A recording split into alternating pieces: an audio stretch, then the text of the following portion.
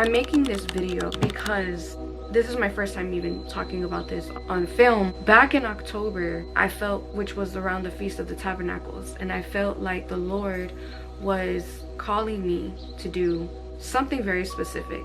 And I kept journaling about it, I kept praying about it, I kept writing about it and praying and just trying to hear his word. And he was giving me confirmation after confirmation about taking this step I took.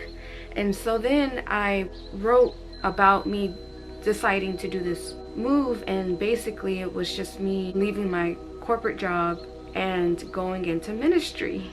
I knew that was the calling that God was telling me to do. And I'm like, yeah, I'm going into ministry. Yeah, I'm going into ministry. I have this idea, I have that project going on, and this is gonna work out. This is gonna happen this way. I was dropping my son off at school. He was telling me that they're singing a song called Joy to the World, and they're gonna sing it. When I was trying to look up the song on my phone, he was trying to tell me if that was the right song or the singer that was singing it. We couldn't find it. But then it was time for him to get out the car, and then I was trying to find the song, but I ended up clicking on a podcast that I ended up listening to. The podcast is called the Joy Filled Podcast, motherhood and stuff. But the first one I clicked on was Your Journey to Joy Filled, which I believe is her last episode. She said that she was ending the podcast. Then I started going more and more because I felt connected to the titles of her podcast, where whenever I clicked on when obedience means leaving something good, I'm like, okay, so she's going through something, as you can keep reading into the titles. And then I ended up on a podcast which she released on October 2nd. The title of that podcast was Your Ministry is Where Your Feet Are. 4 Simple Truths for the Homemaker. And this was October 2nd. This morning I was journaling with the Lord. I didn't even open my Bible, just being transparent. Filled with a decision I recently made. I then wrote a note on my phone, and it says, have you ever made a decision and got confirmation after confirmation from the Lord to make that choice, and then after you make that choice you feel like you can no longer hear him? Today I had my last day that I gave a week notice at that. Everything that was me praying and everything that was happening, that I was connecting with the Lord, was around the time she released this podcast. And I even have journal entries and dates and everything that actually match this time frame. The fact that her podcast was called Your Ministry is Where Your Feet Are, right? And so I had my last day, which was on October 31st, which was Halloween. Whenever I left the job, I felt off. I felt off from that day because I'm literally leaping into something with nothing but faith. I was leaping into the next thing with nothing but faith. When I mean nothing but faith, I mean nothing but faith. And I still have nothing but faith. It was really good. It was a good exit. It was a very professional. And so I leave. I started to feel sick. As I started to go pick up my son from school, I can feel where my body was aching. I can feel a sickness coming over my body. And I have not been sick for a long time. It's rare I get sick. And the fact that this happened, I was like, yo. I started praying and I was like, God, please don't let this illness come over me. Please, God, let this not be a reason to try to knock me out on what you're calling me to do. I made this choice. I made this decision. Why am I getting sick? Of course, the night goes. I can feel it coming. And I'm like, wow, I'm about to be sick. There's no way I can fight this. I'm praying it doesn't come, but it came. We had to go to the store because I was thinking I was doing, something that the Lord was calling me to do. I had to buy some things for that, but I just felt sick.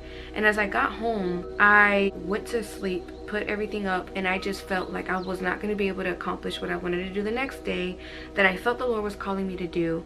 And so I kind of just gave it to the Lord. I was like, God, you take this. I'm sick. I can't, there's nothing I can do. So I fall asleep. And around 3 o'clock in the morning, which is a very interesting watch hour, a praying watch hour, I wake up and I felt like I was dead. Like, that is how sick I got. Felt like I was not even in my body. That's how sick I was. The only reason why I even got up was because I had to use the bathroom. And then when I got up to use the bathroom, I was like, wow, I don't even know if I should call somebody to take me to the hospital. It felt so bad. Sick, non-stop sick for like 2 days. I couldn't get out of bed. I didn't eat or drink. I didn't do anything for 2 days. And so it was so bad that I asked my son to call my mom to like bring me medicine. They basically had to take care of me for like 2 days. And I haven't told nobody of the decision I made of leaving my job. And the only person that knew was like a coworker and everybody else that knew I was leaving at my job. Well, I got better and I went to church on Sabbath. got prayer, and I can just feel like I was under attack. I felt like I was under attack. I felt like I was going through spiritual warfare. I felt like I was just like starting to question if I made a good decision. And that is what the enemy likes to do. That is what the enemy wants to make you think. Look, she's sick. Is she going to still continue? Because now she's not relying on a steady income, a steady job that's going to help her get through, you know, the rest of the year. And so, of course, I'm going to start thinking that I'm human. And I start praying and continue to ask God, like, what is this? What do I do next? What is my next thing? You know, you told me to do all of this. I'm doing it. And now made a whole left turn. Didn't even realize. Wasn't prepared. But I also knew that it was going to come with stuff like this. But I didn't know it was going to come this soon. I didn't know it was going to come the exact same day. My time from then has been happening with where I am today. And so I make this video because those thoughts have not left my head. That thinking has not left my head. But I am continuing to keep working and do what I know he told me to do. But it's been very, very hard. It's been very, very questionable. But I wake up and I say, God, I trust you. God, I have the faith. And so I was like, God, give me a word. I need a word. Please give me a word. Every single day I'd open the Bible. I say, God, give me a word. I need a word. Give me a word. I need a word. And he'd give me a word. And it was like the start of an engine trying to ignite, but it wasn't starting. So I was getting the word, and I'm just like, God, but why is my heart feeling prideful? Why is my heart not joyful like I was when I was trying to leave? You know, why am I not able to do what you're calling me to do? And I'm praying, I'm talking, I'm, you know, working, I'm writing, I'm reading, I'm doing all these things that I was doing right even before I left. And I was excited and happy, but now that I'm still doing it and it's now after the effect of me leaving, what has changed? What is the difference? And you know, I started realizing there is something missing. I knew. And I said, God, give me that missing word. Give me that missing prayer. Give me that missing message. And I come across this podcast. And the podcast, the sentence that blew me was first the title. I was like, yes, the title was really, really good. And I told myself when I was leaving my job that the reason why I was leaving corporate America with the skills I have was because I was going into full-time ministry and entrepreneurship. And I was like, yeah, that is what I'm doing. And a few comments were said with what she confirmed that is not correct when I was leaving, was that I'm like, yeah, I am going into ministry. I am going into something that the Lord is calling me to do. But sometimes the ministry that we thought we were going to be doing is not the ministry God is talking about, that he's telling you to do. His thinking and our thinking are not the same. So with what I left is what I thought is not the ministry he's told me that I'm supposed to be in, and that's the missing word and the missing message. She heard someone once say that she's now saying that I'm now going to say is that your ministry is where your feet are, which I believe is like very, very true. And you know, being a follower of Yah, being a follower of Yahusha, you know, the Messiah who died for our sins, is saying that you did leave corporate America, you did leave your salary job, you did leave, you know, all these good benefits and promises, but you're going into the ministry I'm calling you to do. The ministry that he was calling me to do is to take care of my home, make my home welcoming, make my home the ministry. My feet is where my home is. And so I was like, wow. I started looking around my home. I started looking around everything that I've been doing in my home. And I've been reading and writing and praying and working and editing and vlogging and marketing and consulting and all these things. But my home, that's the ministry. And I'm over here stressed about the ministry that I thought he was telling me to do, because that wasn't working. That wasn't at the top of my head. I didn't feel connected to that, because I thought that was the ministry. But God's like, no, yes, you're going into full-time ministry, but your full-time ministry is your home. Why are you not taking care of your home? And my bed right here is a perfect example, because it's halfway made, and it's like I'm halfway taking care of my home. And I get it, you know, I'm a single mother. make sure my home's good. I make sure our clothes are clean. I make sure we are all washed up. I make sure we have meals on the table. I make sure all these things that a single mother does, right?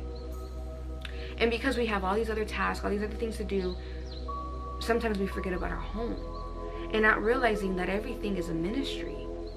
My home is a ministry. Our home is a ministry. And that is the ministry that God was saying, that was what I was calling you to do this whole time. Look at what you have out there. I don't even want to show you guys, but I'm going to do it for the sake of this video so I can remember that this is what he was calling me to do. And so because I'm thinking, wow, my ministry was to go and be out on the streets, you know, praying the gospel, doing the gospel. But he said, no, I need you to do it from your home first. And you're not even taking care of your home. And I'm a very organized, want to be clean type of person, that I did lose sight of it. And that is what I think he was telling me to do.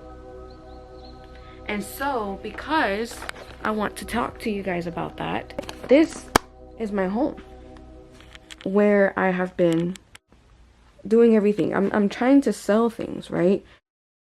My son, all his stuff, I always try to get him to clean his stuff, but sometimes it's, you know, again, we do so many things. I've been trying to become more minimal that way, and I wasn't. And now that I got the word from the Lord about what I needed to do, what needs to be done, I now know that this wasn't on accident. You know, this was meant to happen. This is something that I need to be doing and should be doing and is going to do. And even though work in the house doesn't pay you, it is still work. Work is work. And you know, after I left my job and after I remained obedient and faithful to the Lord and the calling that he told me to do, and you know, that I am doing, I don't have, you know, an income coming through, you know, still questioning here if this is even something that I should be doing. But because the Lord did call me to do something and do it, I am going to do it. And this is my sowing season.